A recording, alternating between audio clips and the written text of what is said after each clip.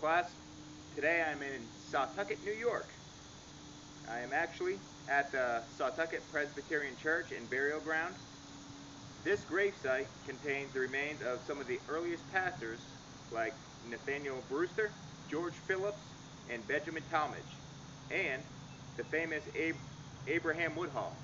We are right now at his gravesite of Abraham Woodhull, who was the leader of the famous Culper Ring, which is something that I will get into a little bit. But we are actually here to talk about the spies that helped George Washington defeat the British and win our independence from Great Britain. George Washington had his first experience using spies during the French and Indian War. These interactions would give him valuable knowledge of using spy networks and being able to gain quick, reliable information. In the beginning years of the Revolution, Washington and British commanders described military intelligence as tactical information on the enemy's positions and movements. But Washington wanted more than just troop locations. He wanted anything and everything that may be of interest or importance for him to know about to give him the upper hand in battles. In the fall of 1776, some of Washington's first intelligence attempts did not go well for America. They had no structure to their intelligence, their spies were unreliable, and the army was completely disorganized. Since he was always on the move, he had no fixed headquarters, and messages that he may have gotten from his spies were usually never got to him on time, and therefore he was acting on partial information or unknowing exactly what was going to happen. Because of these issues, Washington had to act on vague and partial pieces of information on the position of British troops. After the disastrous losses around New York City, Washington knew he needed to redesign how his intelligence service operated. Setting up for camp for the winter at Valley Forge, Washington knew he needed a victory to try to boost the morale of his men. He enlisted the help of John Honeyman. Honeyman disguised himself as a butcher and supplied beef to the Haitian troops that were stationed in Trenton. He was able to gain their trust and continued to deliver them beef as the Christmas season was approaching. Honeyman became very familiar with the camp and all of the roads, which he was able to detail to General Washington. This information gave Washington the tools necessary for a successful attack in the Battle of Trenton on Christmas Day. This leads us to where we are today, in Setauket, New York. Setauket, New York was the place of Washington's most famous spy ring called the Culper Gang or the Culper Ring. There is actually a series on AMC about the Culper Ring called Turn, Washington Spies. The Culper Ring was set up in 1778 by Benjamin Talmage, a young cavalry officer. He put the group together using a few of his trusted friends from his hometown here in Setauket. His first two recruits were Abraham Woodhull, where we're at right now at his grave, and Caleb Brewster. Talmage used the code name of John Bolton, and Woodhull went by the code name of Samuel Culper. Woodhull ran the day-to-day operations in town and also traveled back and forth to New York City, where he would observe naval maneuvers and collect other information he felt was important. He would give this information to Brewster, who would carry it across the Sound to Fairfield, Connecticut to Talmage. Talmage would then pass it off to Washington. Woodhull would eventually recruit Robert Townsend, a well-connected New York merchant. He recruited him because of the extreme anxiety that he had constantly about being discovered by the British troops. Townsend was known as Samuel Culper Jr., and Woodhull would now be known as Samuel Culper Sr. Austin Rowe, a tavern keeper here in Setauket, was a courier for the Culper Ring. He would travel to Manhattan under the excuses of buying supplies for his business. A woman by the name of Anna Smith Strong also helped in the activities of the Culper Ring. After her husband, Shayla Strong, was arrested and confined on the British ship in Jersey in New York Harbor for surreptitious correspondence with the enemy, Anna was left alone to take care of the family home. So Woodhull used Anna by advising him of Brewster's location. She did this by hanging laundry on a clothesline. If she hung up a black petticoat, it meant Brewster was in town. The culprit ring had some great achievements from 1778 to the end of the war in 1781.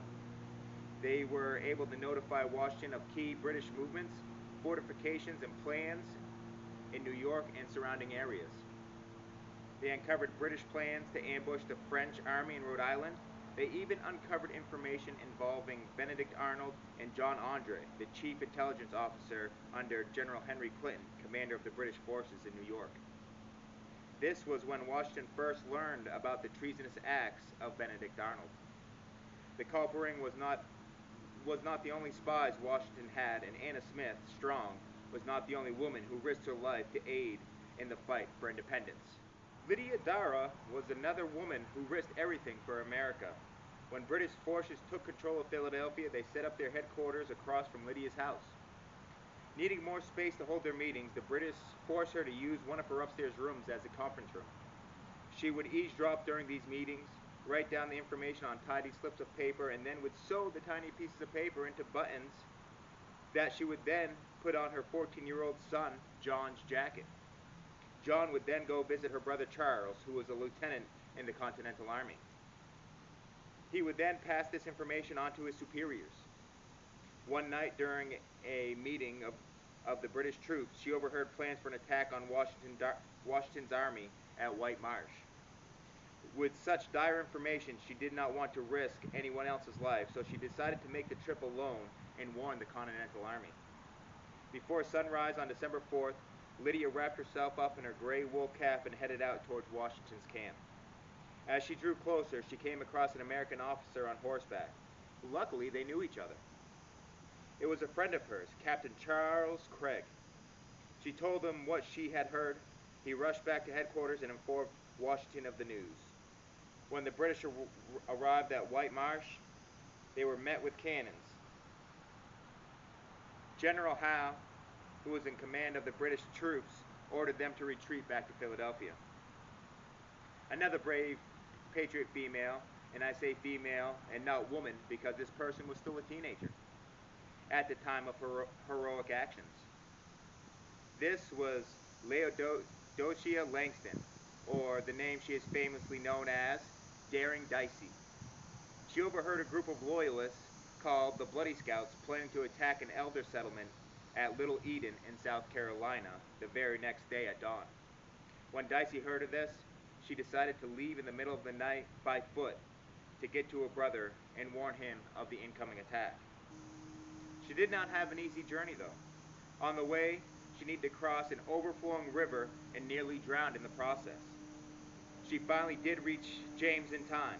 James and his men were able to get to the elder settlement in time to warn and evacuate everyone before the Bloody Scouts arrived. The final person I want to talk to you about is an amazing person. His name is James Armistead Lafayette.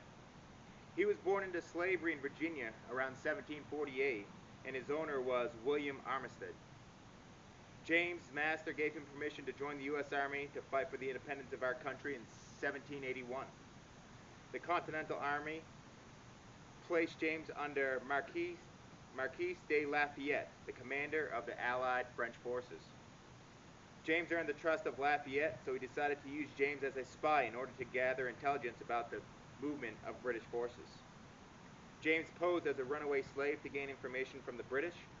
He was able to infiltrate British camps in Yorktown and earn the confidence of British General Charles Cornwallis. Cornwallis decided to make James a spy for the British.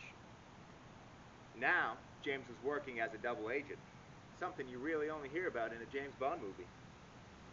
He would go back to Lafayette's camp with information about the British movements and plans. He would then go back to Cornwallis's camp and give him false information about the movement of the Continental Army. The information that James was able to get back to Lafayette and Washington he was able to prevent the British from sending 10,000 reinforcements to Yorktown, Virginia, and the American and French blockade surprised the British forces and crippled their military. Because of James and what he was able to accomplish, Lafayette and Washington had a huge victory in Yorktown, and the British officially surrendered on October 19, 1781. Unfortunately, James had to return to his master, William Armistead, after.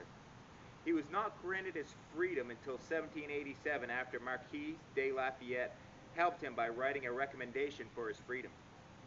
James was so grateful he took Lafayette's surname and will forever be known as James Armistead Lafayette. These are just a few of the brave patriots that helped Washington win America's independence. Unfortunately, there are probably many more stories just like this that we will never hear about, because so many of the spies Washington and the Continental Army had, they never really knew who the real people were because they were using code names. The stories we do have show the lengths that ordinary men, women, and children will go to do what is right and help their fellow countrymen. Thank you all for your time. I hope you enjoyed this presentation.